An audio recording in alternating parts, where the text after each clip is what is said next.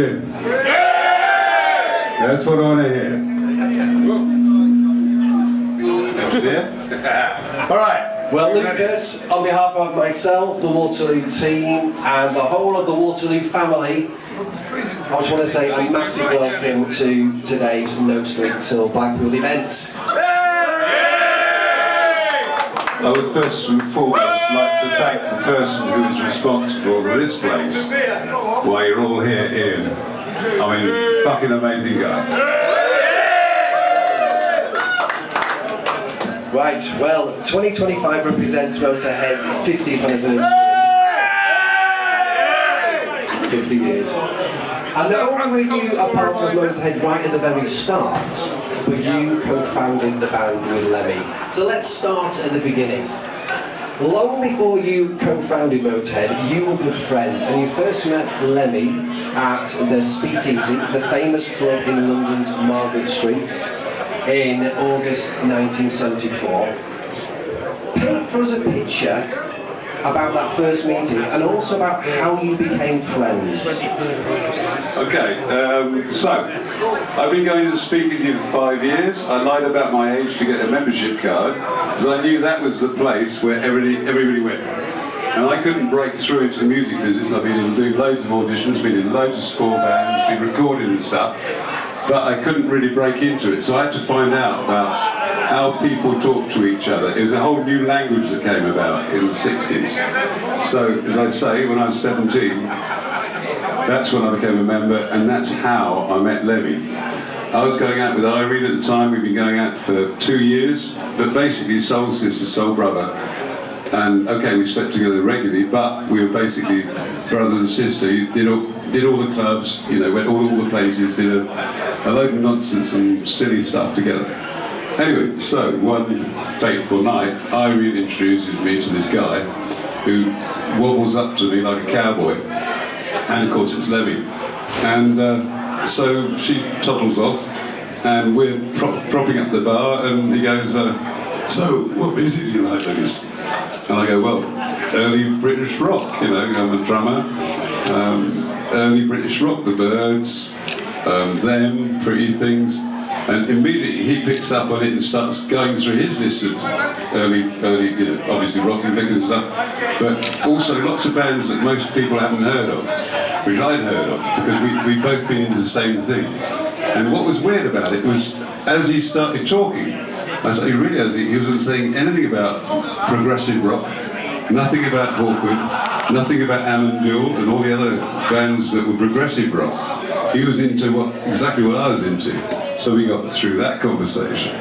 And then suddenly we hooked on to, he told me a really silly Tommy Cooper joke, which I won't tell you now because it's in the book. I'd like you to read the book and avoid spoiling the book by giving him. But Lemmy was a great imitator, I don't know if you remember, but he was great at doing Tommy Cooper impersonations. And that kicked off into us talking about humour and stuff. The Goon Show, Monty Python's of course, Tommy Cooper, Ted Ray. Hi, thank you, is what Lemmy used to say a lot of the time, which was Ted Ray. So we got talking about all this, and then we talked about the fact that I rode horses, he rode horses.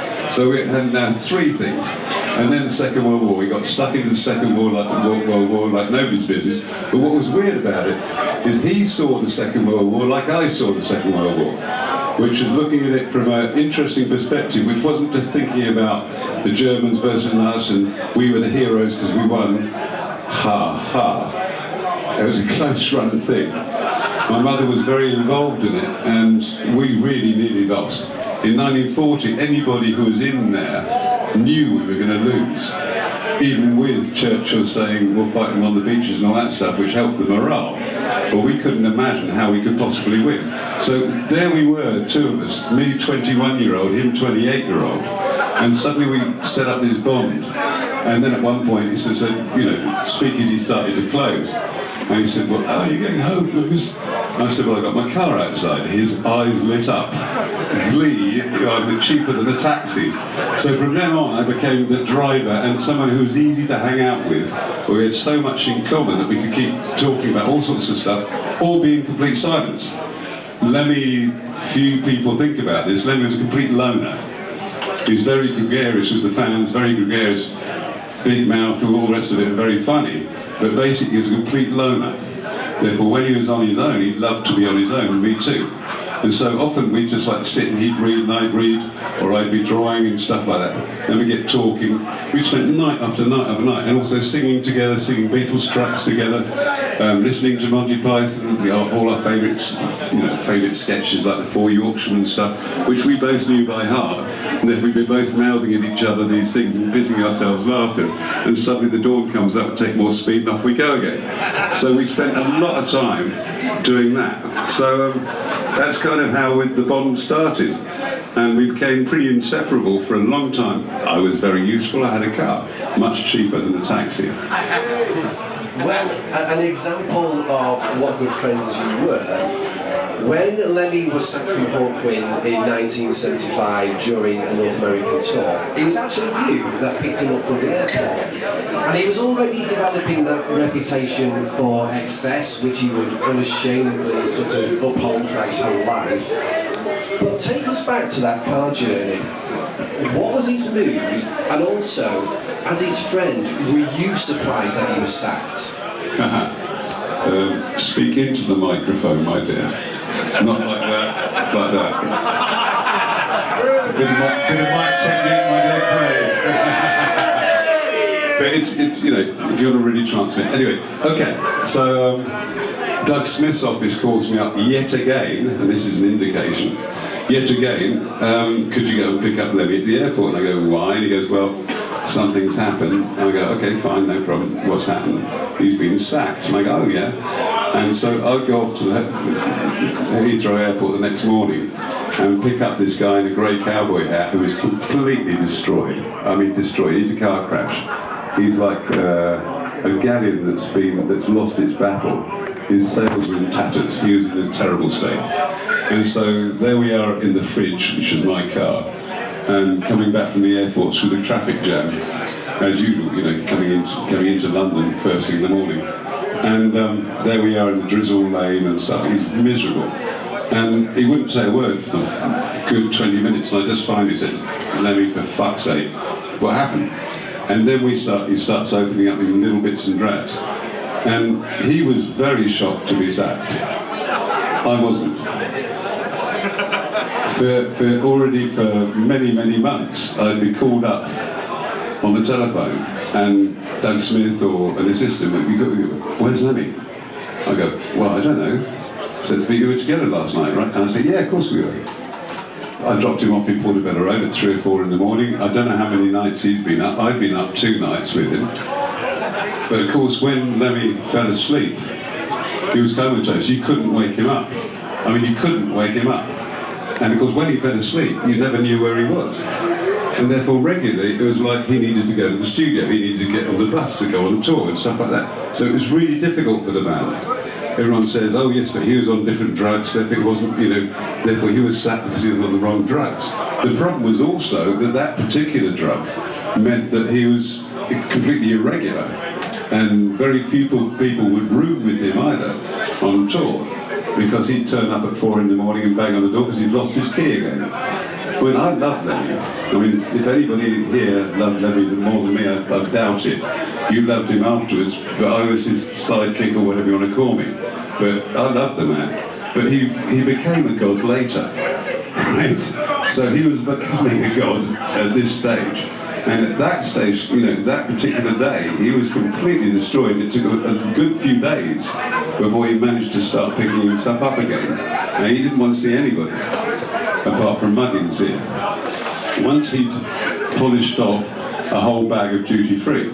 So the next day he called me, and Irene had fucked off by then. Lemmy was living at Irene's place by then. Irene was renting him a room after he'd gone from where he was living before in 28 Lennon Crescent. So then we hung out for a few days, and it was all you could say was, those fucking bastards, those fucking bastards, those fucking bastards. After a few days of that, I was getting pissed off, and I said, Len, come on. I've been through a lot of shit in my life. I'm a drummer. I'm nowhere near famous as you. I'm completely unknown, but I've been in like 5 bands, I've done lots of recording, lots of gigs. let's do something. Oh, fuck off, right? So anyway, without knowing it, Irene is also having a go. And Irene's going, well, Lemmy, just fuck off, we've had enough of this. All you got only one word in your mouth, it's bastard.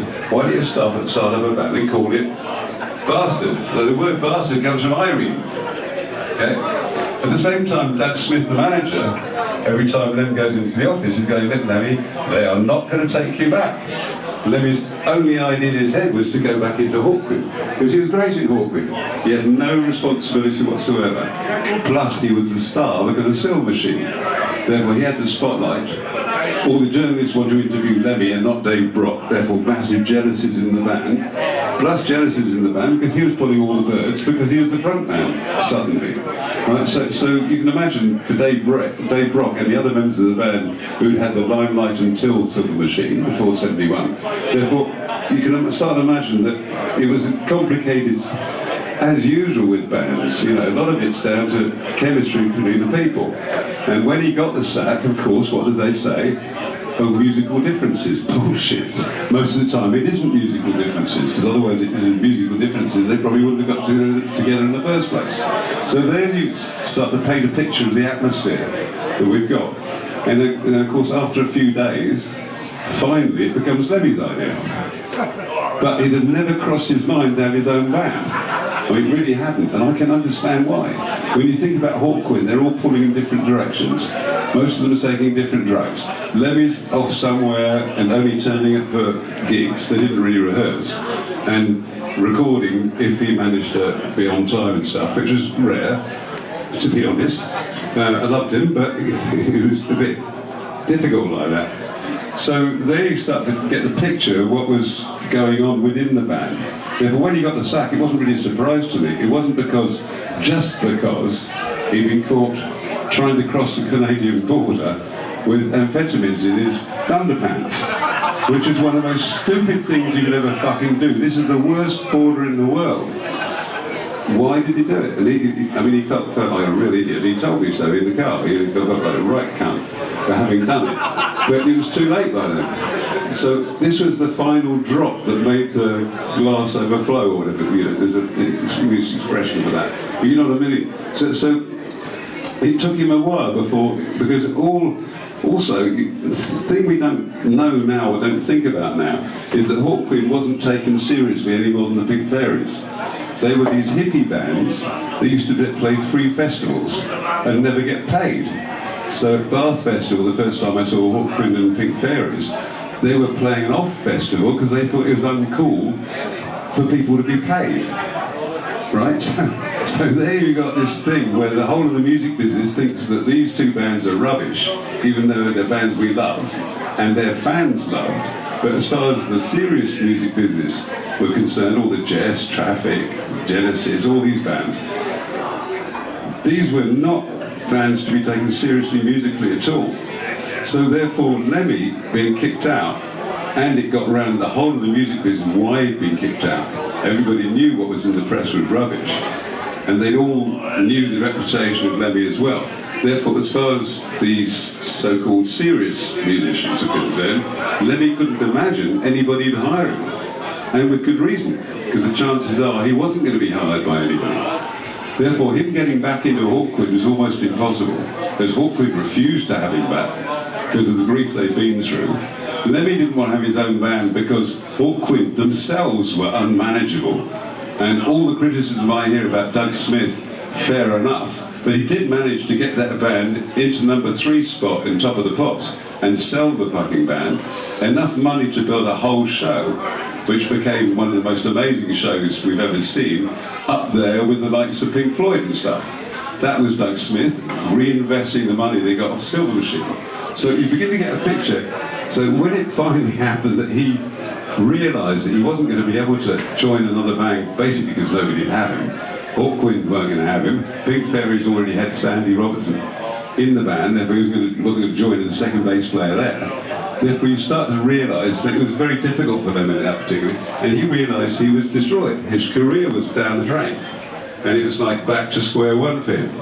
So that's when, you know, Irene comes into play, Doug Smith comes into play, and his sidekick, chauffeur, whatever I was, comes into play trying to corner him to the idea, have your own band, man.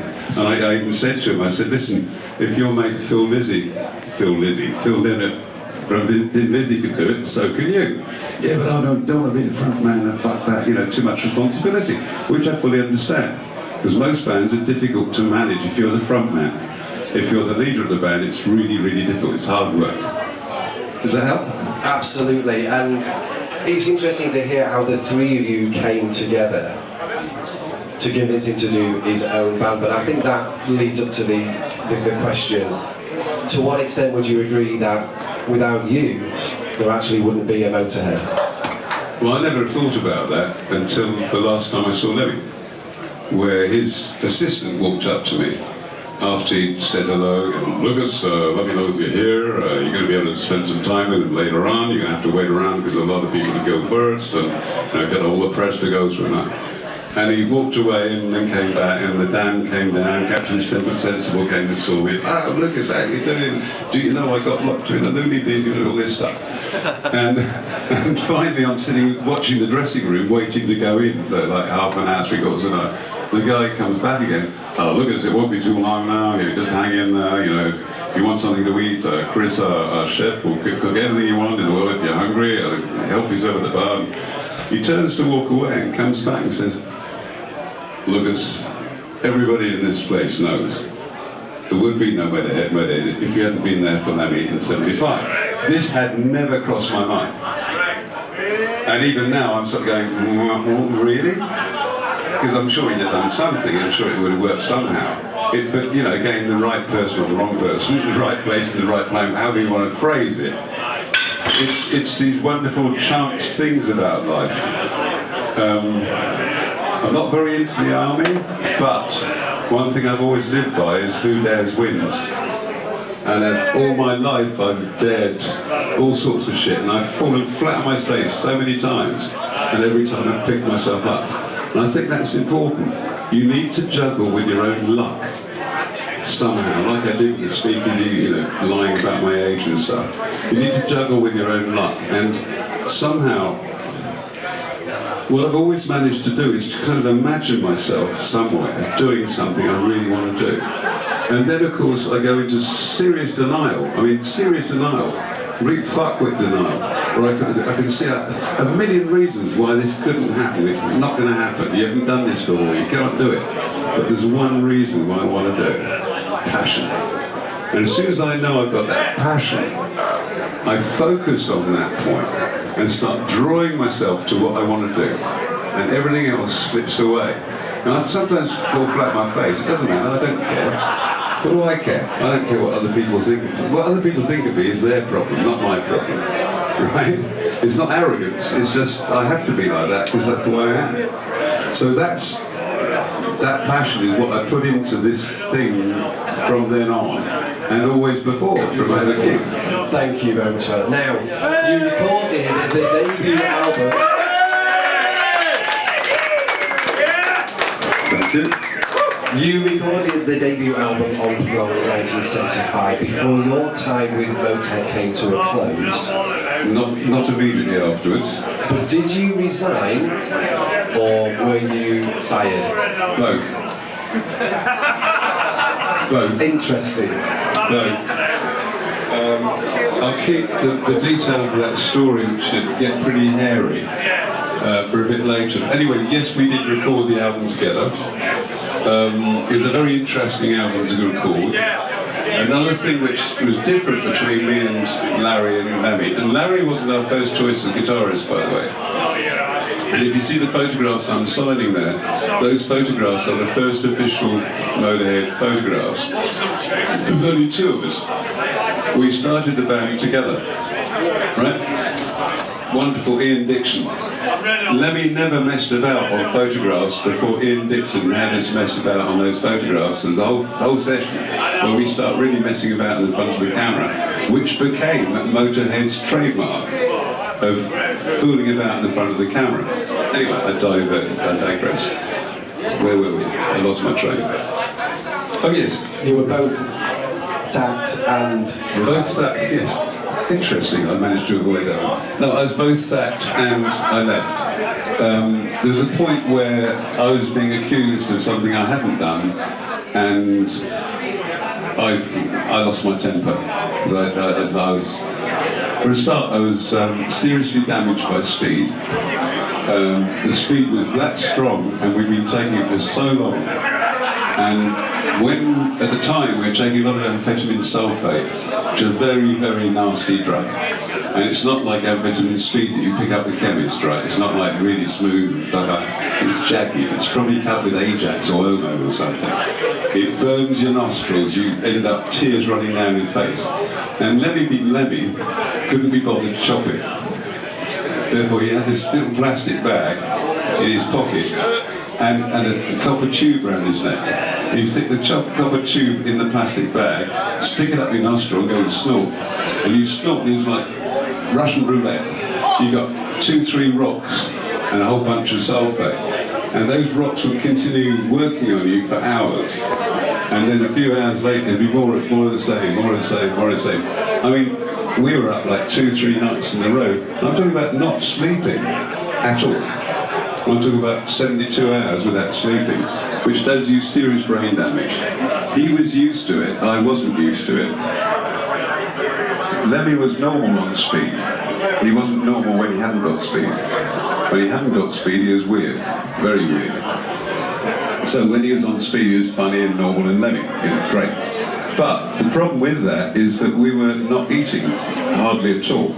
Fortunately, his mate at the pub, Tom Hennike's, which some people know, famous pub, Tom, the manager of the place, used to make sure that he got at least one meal in when Lemmy went in there to cash his cheque, to get some cash for his cheque. So we used to eat at least once a week. And when writing my book, I tried to remember how many times we'd ate together over 18 months, and I came up with like 5 times. Right. Fortunately, I have a habit of eating a good breakfast. I'm talking about muesli and fruit and stuff, and cooking the sausages and whatever. But the muesli stuff, you look at a racehorse, what do they eat? Oats. They run 20 miles on oats. So I always get my oats first thing in the morning. No, I'm not talking about a metaphor, I'm talking about real oats. And you can last like until 4 or 5 in the evening, just on a belly full of oats. So I always did that, almost religiously, finally when I got home. But a lot of the time I didn't get home for days. So we were drinking special brew, which is one of the most disgusting drinks you can imagine. And Southern Comfort, which is liquid sugar, which would make a hamster become diabetes. Okay, so it's a really unhealthy diet. I lost 16 teeth. Yeah, which I now need to have replaced every 15 years. Thank you, Lemmy. Okay, you pay the price for this shit. So, you know, and everybody thinks they can do it and go, yeah, except that you pay the price. And most people don't realise that, and most people think they've got the same metabolism as Lemmy or Keith Richards, which you haven't. I'm sorry to announce to you, but you don't have the same metabolism as someone like Lemmy.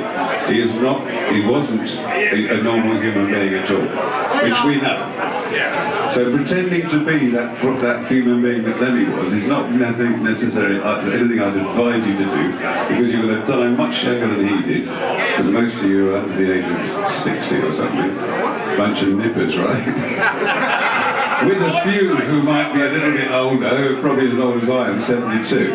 But I'm in great shape, because people have said to me, what are you drinking, halves? I said, fucking right I am. I can drink halves and a lot of water all night long. I can drink you all under the table. When you're on pints, you've done 10, 11, 12 pints and some speed, you start to get brain damage. It's normal. You know, you're human beings, you're animals. Right, same as I am. So I'm just trying to destroy some myths here, but in the end, yes, it's great fun when you do it once a month.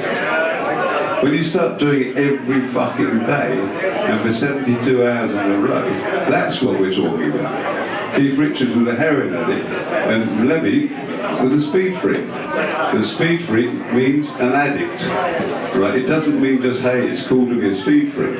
It means you're a junkie. Right? So I'm sorry to be a bit brutal about this, but I don't want to just leave this stage thinking I didn't talk about this, because we're talking about sex and drugs and rock and roll. All these three are in my book in graphic detail. Meaning there is sex in my book, and I'm not a predator at all. I was brought up by some wonderful women. It never crossed my mind that 51% of the population of this earth was inferior to the 49% of idiot macho men. Right? And 2,000 years ago, before Christianism came into it, a lot of societies in Europe were matriarchal, not patriarchal, and it worked much better. Okay? So I'm not a great fan of macho man.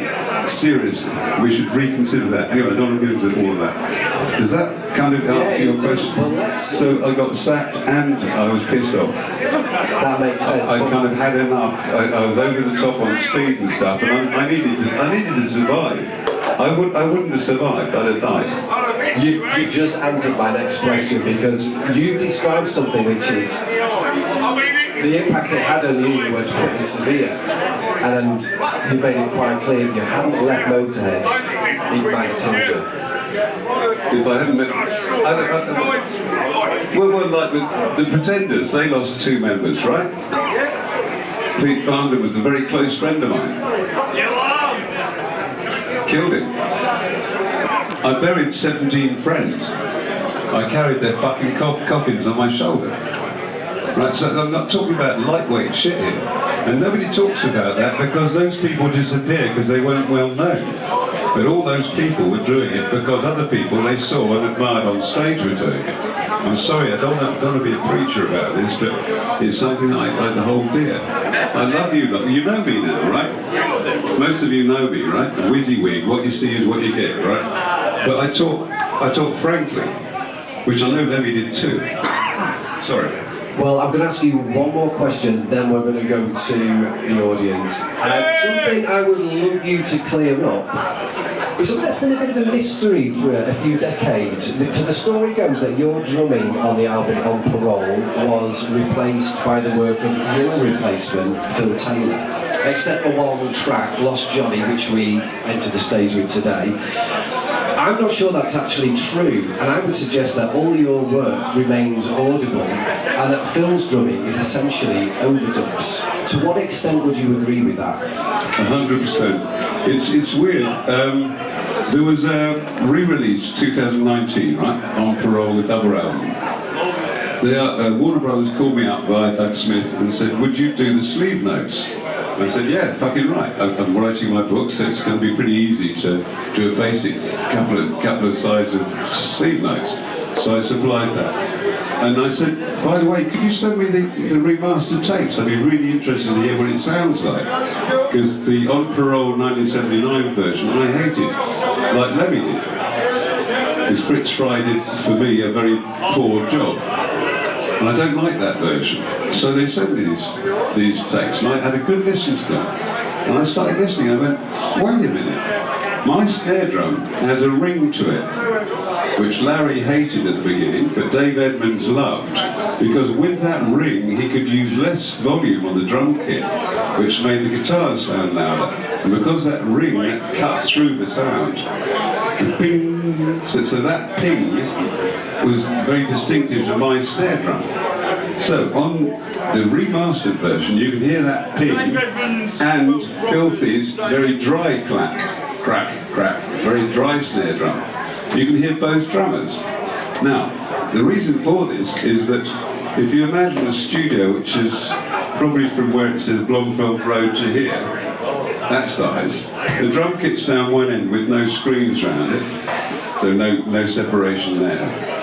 The Lem's stack and Larry's stack are here with screens but with mics on, and all the way down are 3 sets of microphones, beautiful Neumann microphones worth a fortune, picking up the whole sound. Therefore the whole sound, the drums, the bass and the guitar, were going down all the mics before Larry started doing his overdubs. Therefore, even when Filthy did his wonderful overdubs, which I adore, those overdubs were going to be within the original sound of what we'd recorded. What's more, I was very damaged by speed at the time. And we all know that they didn't re-record those tracks. We all know that Filthy came in and did a great job of playing over it. And they went, yeah, great, what a great drummer, what a great drummer. He was, absolutely. And he invented a style which didn't exist before, so hats off to Filthy. I love Filthy. And knew him well, and Ed Fast Eddie as well.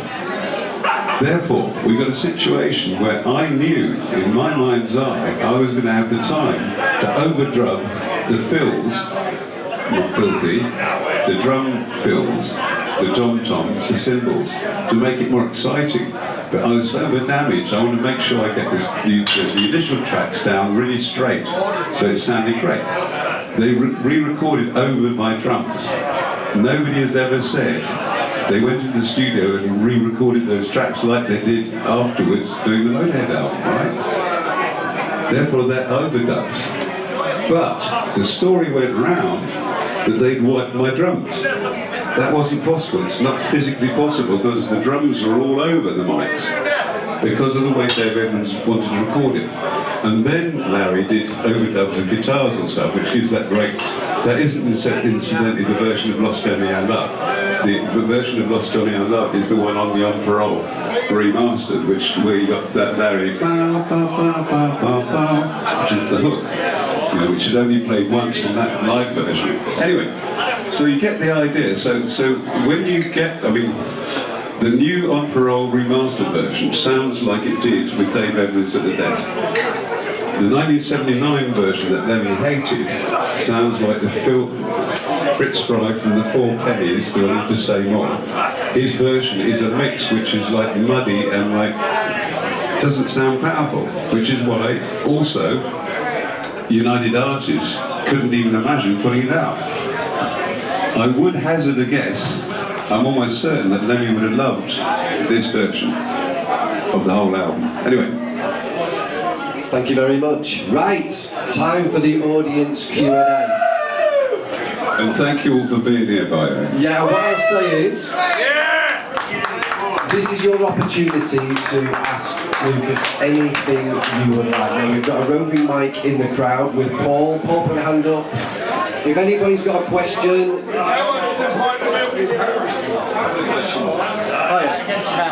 Okay, quick question for Lucas here.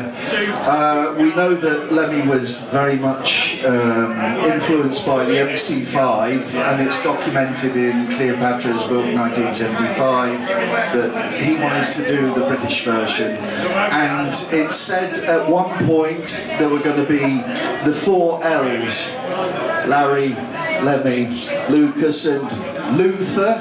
Luther Grosvenor, yeah. Could you tell us something about Luther Grosvenor's connection? What happened and why? That's not really documented. We know he was in Motley Crue. As Ariel Bender, okay. Right? As Ariel Bender. So please that was Luther Grosvenor, absolutely. So what happened was Larry, Lemmy and I start rehearsing, but Larry wasn't the first choice anyway. But you have to pick up the book for that one. But anyway, so Lemmy and I start rehearsing, but Lemmy and I have always had this hankering for the same situation as Thin Lizzy had, double killer guitars. Okay? So both of us want double killer guitars, and we come up with the idea of Luther Grosvenor, who's a really talented guitar player, good singer, and a great songwriter. Therefore, it would have been a great addition to the band on top of Larry. But, so we meet up. Oi! Oi! I came from fucking Paris for you lot. Shut the fuck up. And I'm delighted to be here, very honoured to be here, seriously. But without you lot, there would be no Motorhead, alright? So wise up. A bit of respect both ways. I got a lot more respect for you than you have for me, apparently. Anyway, so we lock in with Luther, and Luther comes to the Henniker's pub, And we get chatting. Lemmy goes over to his machine as usual, and leaves me with Luther. And Lemmy's sort of going, he's a bit of a star, you know. Anyway, he goes off and leaves me to it with Luther. And so I go, so Luther, what are you looking for? Luther says, I'm looking to make the English MC5. And Lemmy hasn't heard this. So when Luther leaves and says, you know, I'll get back to you in a few days, Lemmy's going, well, I think he's a bit too much of a star for us, you know, I don't really, you know, find stars, you know, I've got a big head in our band and stuff like that. I go, do you know what he said to me? He's going, no. I said, he wants to make the English version of the MC5. And Lemmy goes, wow, okay, let's look at it, all right? 3 days later, we try and tell this to Larry. Larry wigs out, I'm going to be the only guitarist in this band.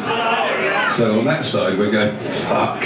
And also, Luther calls us up and goes, no, fine, I'm going to create Widowmaker with Hugh Lloyd Langton, who's also a guitarist with Hawkwind, which is going to be the second guitarist. So Luther and Hugh Lloyd Langton are going to be pretty much doing what we wanted to do. So there you suddenly got, yet another band on the block who have a similar ambition to be MC5. Fantastic. Now, next question. Hi Lucas, many thanks for coming here tonight. We appreciate you being here. Can you describe your first gig with Motorhead in front of a crowd, and where was it? Okay, 20th of July 1975, the Roundhouse.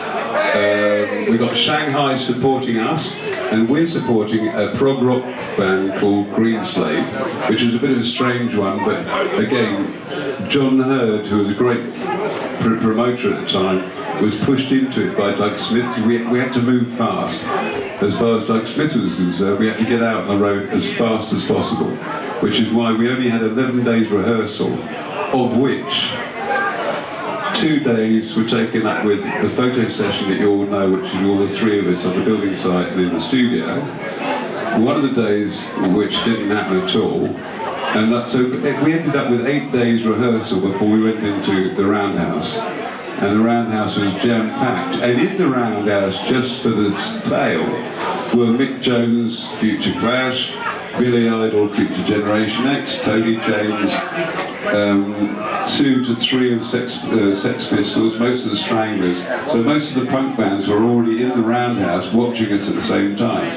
But anyway, so to walk down on stage and hear a Hitler speech, which Lemmy didn't tell any of us about. You can hear it on, that bootleg. You can hear Andy Dunkley, who says that was the voice of Adolf Hitler, and here is Motorhead, and introduces the three of us. So we know it did happen, right? Because I remember coming down to it, which is kind of a strange thing as well.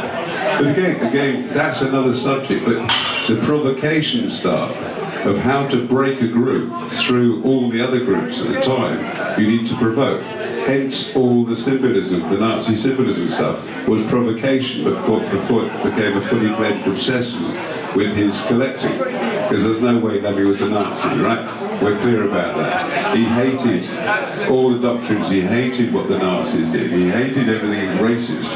He was a real non-racist. So that first gig went by in a flash, but it was full of Hawkwind fans and Big Fairies fans.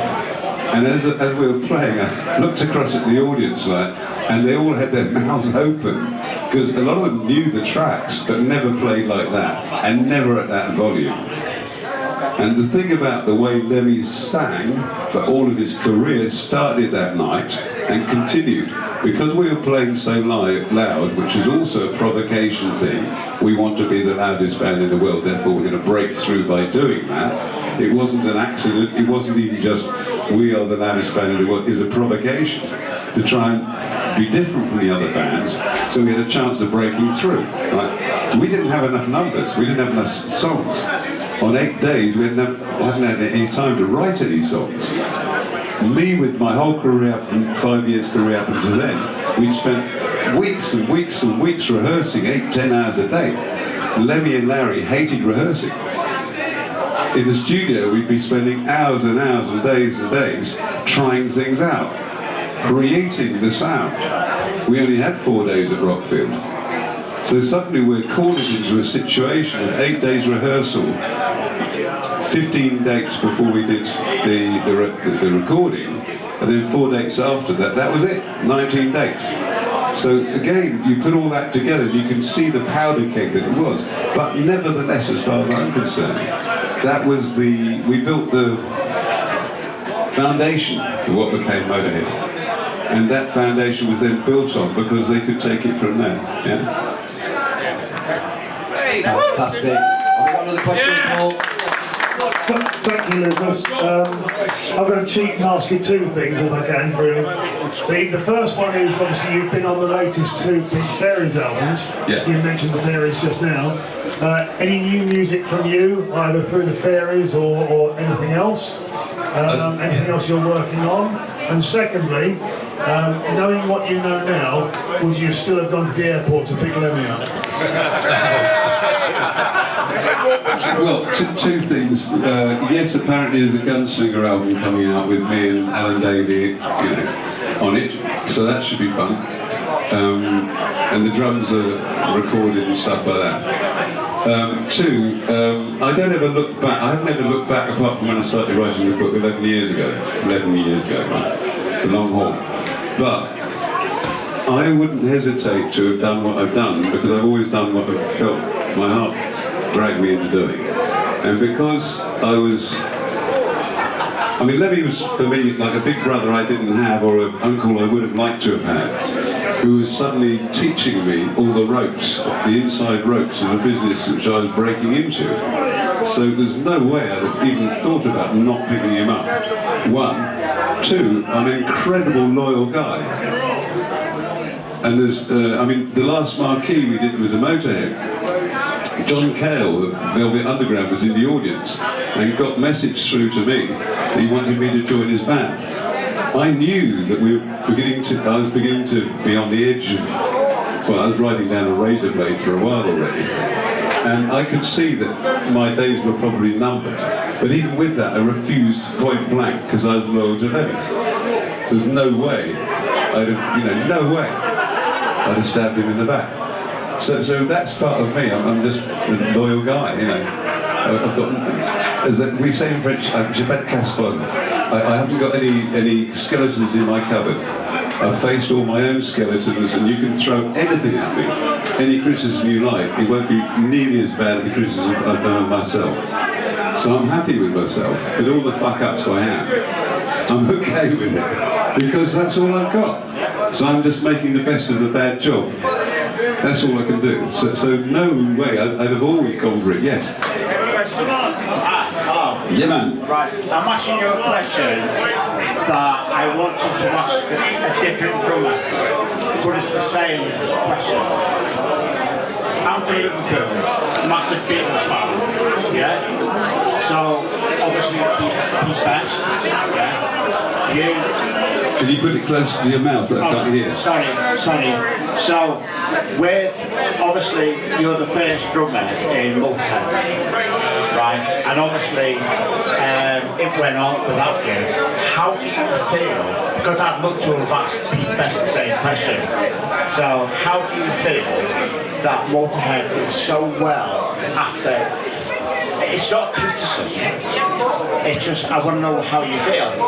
That's a great question, but as far as I was concerned, again it goes back to the loyalty issue. I was very proud and honoured and felt great about the fact we'd started something. I was gobsmacked and destroyed just like Lemmy was when he got the sack. But I never regretted having done it. And Filthy was an obvious choice. And invented a double bass drum thing which never existed, which was perfect for Lemmy's bass. And I was just so chuffed that finally, because it took a year before the band really took off, I was so chuffed that it took off. I was happy for him. And by that time I'd pulled myself out of my speed nonsense. I was no longer a junkie. And Lemmy and I started hanging out together again. And he used to come and see all the bands I was in, and even go around all the local pubs and make sure he'd fill up the places we were playing. So I never had that regret thing. And Lemmy didn't either. We don't do regrets. That's regret, That's right, and there's no point. It's gone. What I've just said is already history. All you can do about your past is change your attitude to it. You can't change your past. So if you can at least face the nasty bits and change your attitude to it and just go, okay, I'm a fuckwit, so what? How many fuckwits in the world? 7 billion. Good enough for me. Right? And just pick yourself up on his fucking knees and walk down the road again.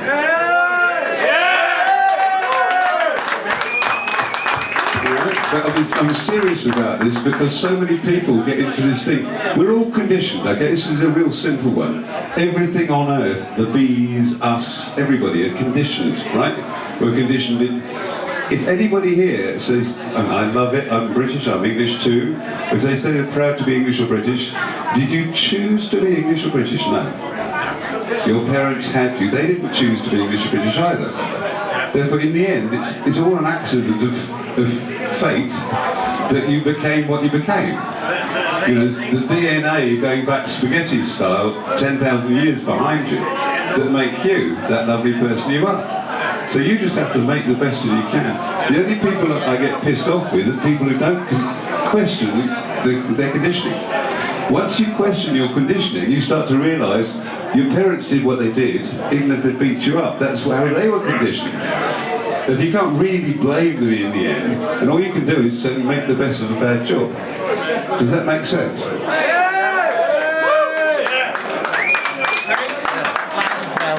Hello Lucas, my name's Skull. I know Skull. I'm great, Skull. Always good to see you. I haven't really got a question for you, but all the way through the early part of this chat tonight, you've been mentioning Irene. Now, a lot of people here won't know who you mean. Do you mean Motorcycle Irene, as most people know her, who, as we know, went out with various members and also was a very talented photographer. Brilliant. Now I'll pass the mic back. Motorcycle Irene is an amazing person, absolutely amazing person. Not only did she give the band their first name, but she used to do the road books because she worked for Doug Smith. Oi! Shut the fuck up! Shut the fuck up! I'm only going to be here once. I'd like to come back next year, but I'm only going to do this once, right? So, Motorcycle Irene was a great photographer, A. B, she had an amazing character. I mean, a real... If a guy tried to pick her up and she didn't like it, she would like tear him to pieces. She was a really strong, wonderful woman, like I like my women to be. 3. No Sleep Till Hammersmith was what she wrote in the road book because she realised there were 4 dates before Hammersmith, so as a joke to cheer up the band, when they picked up the road book and see what they were going to do for the next 4 days, suddenly they read No Sleep Till Hammersmith. It's a joke about the speed freak. That comes from Irene. And there's loads and loads of things. I don't want to live forever, right? Okay? That's me too. But that comes from Irene and me, who'd seen Butch Cassidy and the Ducks and Dance Kid, who just before jumping off the cliff at the end when they're being chased, said something like, "Do you want to live forever?" And for years, Irene and I, just before we were going to drop some acid and do something really dangerous, stupid, we'd look at each other and say, "Do you want to live forever?" That's where that comes from. Because Lemmy picked up on it, as a good songwriters do, they pinch from everywhere.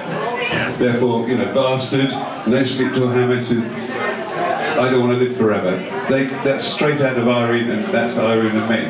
So I'm not saying me, blowing my own trumpet, I couldn't give a flying fuck. But it's interesting just to give a bit of credit to Irene.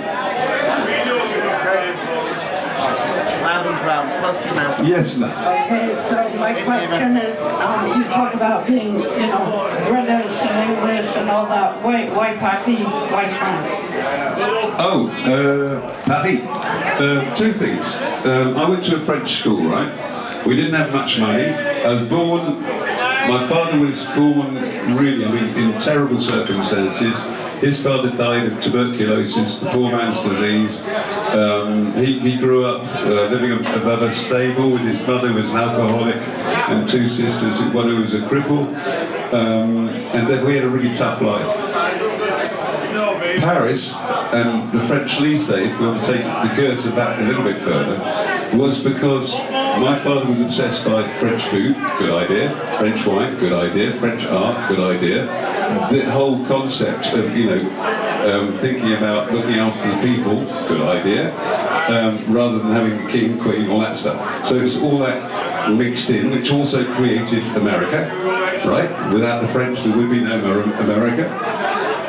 Going on from that, therefore, they wanted European kids rather than having a typical British education, where we're going to just grow up with British ideas being typical. They felt it would be good for us to be more worldly, and they did manage to afford to send us there. So that's how I started, from the age of 4 to 17, I had a French education in London, right? Then, way after Motorhead and all that stuff, somebody offered me a job running the biggest music convention shows in the south of France, in Cannes, where the film festival is. So I started running their shows, which is great fun, although it wasn't my kind of music in general. But it was great fun and it earned me some money. And therefore I was also hard, because I was bilingual, bicultural, could deal with the French and the English and the Americans. Right. Therefore, I started working in France and loved living in Paris, because all over France and all over Europe, you can get there by train. Right, so it became really useful. I'm 2.25 hours from St Pancras. Right, so it's a very good lifestyle, and living in Europe is very cool. It all works. There's no privatised water. Don't get me started. Lucas, thank you again. I've only ever seen you play live once, and that was at the 10th birthday Motorhead Bash. And you were not playing drums, you were playing guitar. That you reminded me of, with the digital stuff and technology and blah blah blah, have you never thought of doing a solo album? I have, yeah. It almost happened a couple of 3 years ago, when I was midway through the book. I suddenly had all these creative ideas. With the first Pink Fairies album, that was the first album I wrote songs for. And I wrote 7 out of those 8 songs, words and melodies. And Paul and Alan wrote the music, right? So we split the songwriting. But that was the first time I'd actually finished something which I'd created. Until this book, which is the only thing I've ever created in my life, myself, on my own, right? So does that make sense? So it's that thing where at the age of 69 or 68 or something, I suddenly decided, what the fuck, I can write, and I like my voice, bizarrely, and I can sing. So I figured I'm going to be able to do an album and write the songs and sing on it, which is what I want to do. I don't know when. Fantastic. Well, we're going to have to bring this to a close, but I'd like to just pick up on one thing that you mentioned earlier. The time you saw Lenny, which was a gig in Paris on the 18th of November 2014. And this is something that you've described as quite an emotional experience. Why was that? Well, I haven't seen Lemmy for 10, 15 years, because Lemmy moved to LA in 91 and I moved to Paris in 87, 88 or something like that. Therefore, there was this gap. We hadn't seen each other. We saw each other once in a street in Paris up the road. And I happened to have just done a moving job. I've done shitloads of jobs, right, to keep going. So I just done some house moving jobs. And I had these gloves in my back pocket. And Lemmy, being Lemmy at the time, he thought I'd gone gay, which is fine by me. I don't give a fuck, you know. You are what you are, right? But anyway, Lemmy being Lemmy, this is a bit of a shock to him. Anyway, so that was the last time we did see each other. So when we finally get to see each other on the 18th of November 2014, that's when we finally get to see each other. And we had a very, very big conversation, 2.5, 3 hours together. And we were the only people in the Zenith with his bass deck. We got thrown out of Zenith at the end. There's nobody else there. Anyway, so I went home to my place. And it was very emotional, because it had been building up for years that I was missing Lemmy, and I hadn't seen him for years. I was a bit worried about how it was going to go, because of this thing about the gloves, right? But anyway, it went really well. But so when I got back to my place and sat on the end of my bed, I've got the skylight above my bed. And I sat at the end of my bed, tears running down my face, not from sadness, just emotion, just like all coming out. And I started getting holograms coming up from my feet, going through the skylight. I mean, seriously, coloured holograms with all the picture and stuff.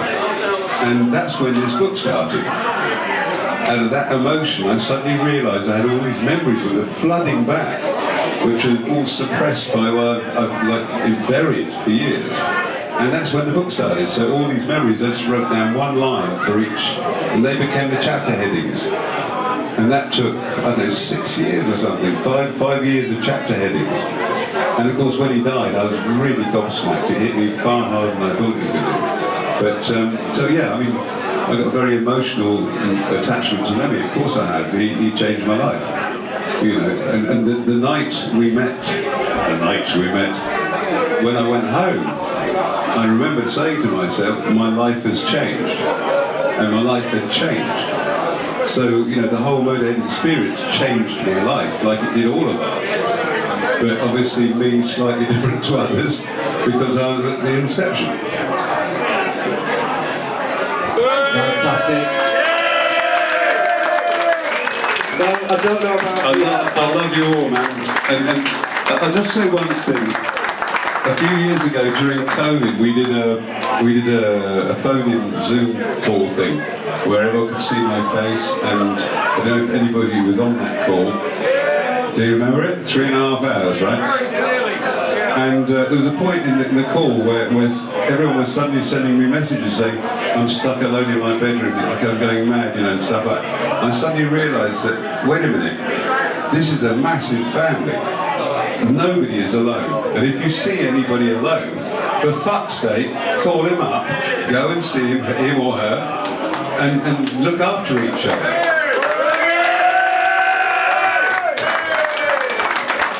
And there you see me tearing up, because it's serious. And I'm a kind of associate member of you lot, because I was only discovered, basically, when Lemmy died. Up until that point, most people didn't even know I existed. And I was very touched at the amount of messages I got on Facebook when Lemmy died. Suddenly people woke up and went, wait a minute, wasn't that, there was this other guy at the beginning before Filthy? No, Filthy was the first drummer. Wait a minute, no, it's another guy.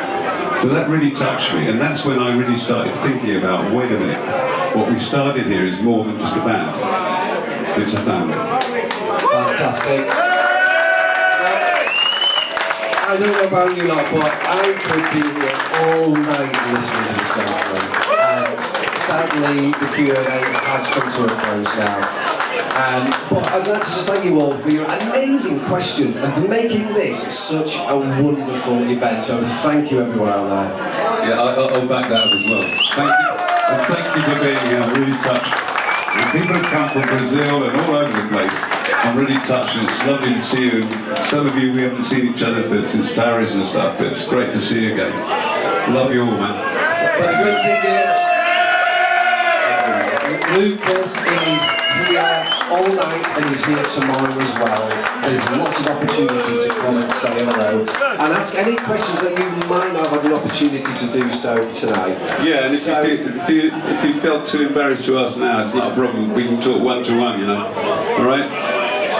And just to bring it to a formal close, I mean, one of the things that Lucas said is that without everybody here, there wouldn't be a Motorhead. That's just what our gentlemanly absolutely is. But without Lucas, there would not be a Motorhead. Let's give him a massive round of applause.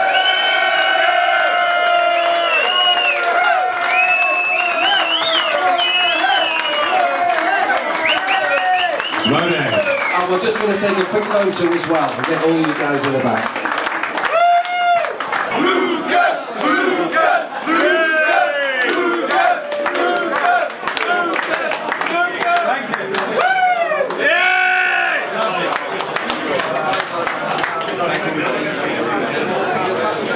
And thanks to Craig as well. Really well. And one more shout for Ian Fletcher, please. Without Mitch, we wouldn't have this place.